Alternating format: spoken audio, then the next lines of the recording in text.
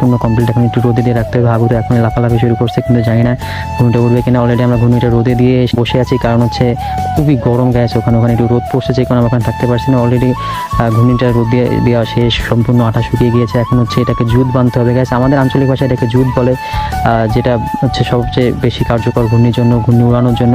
So আপনাদের ভাষায় এটাকে কী বলে সেটা অবশ্যই আমাদেরকে কমেন্ট বক্সে জানাবেন গ্যাস, কারণ হচ্ছে এক এক গ্রামের ভাষা একরকম। অলরেডি ঘূর্ণিটা বানানো শেষ। বিকালবেলা আমরা চলে আসছি মাঠের মধ্যে এসে এখন হচ্ছে একটা মাঠ পাড়ি দিয়ে আরেকটা মাঠে যাব, কারণ হচ্ছে যে ছোটো মাঠে ঘূর্ণিটা উড়াতে চাচ্ছি না, কারণ মাঠের মধ্যে ফসল বুনেছে, তিল দেখতে পাচ্ছেন চারিপাশে তিল এবং পাট। আর অলরেডি আমরা এখন যাচ্ছি হচ্ছে ঘূর্ণিটা উড়ানোর জন্য, হেঁটে হেঁটে অনেক দূরে, আমাদের বাসা থেকে প্রায় 2 কিলোমিটার দূরে, শুধুমাত্র আপনাদেরকে দেখানোর জন্য। অলরেডি চলে আসছি আমরা আমাদের লোকেশনে প্রায়, আর বেশি সময় নেই। ঘূর্ণিটা নিয়ে সুন্দর একটা মনোরম পরিবেশে চলে আসছি।